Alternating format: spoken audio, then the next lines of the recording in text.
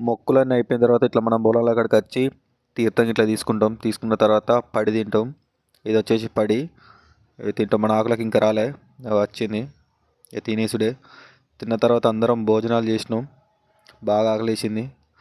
తర్వాత మిగిలిపోయింది ఉంటే అక్కడ పక్కన వాళ్ళకి ఇచ్చేసి తర్వాత మొత్తం ప్యాక్ చేసుకొని బయలుదేరినాం. మేకపోతను కోయాలి, ఫుల్ వర్షం పడుతుంది కాబట్టి వాళ్ళ కోస్టల్లో చెప్తే వాళ్ళ ఇంటికి రమ్మన్నారు. వాళ్ళ ఇంటికి పోయినాం. చక్కగా కోసేసిళ్ళు. మన మస్తాన్ బై కొట్టడే కొడతాను చిన్న చిన్నగా. అదే వర్షంలో ఇంటికి వెళ్ళినాం. తెల్లారంగా నేను లేచేసరికి మా వాళ్ళు తలకాయని క్లీన్ చేసి కొడుతూనే ఉన్నారు. ఈ కూరగాయలు అవన్నీ సామాన్లు ఇవన్నీ మసాలాలు ఉడుకుతుంది. మన మటన్ అలా వంట చేసేది మనమే. మనం గంట కొడితే మామూలుగా ఉండదు మరి.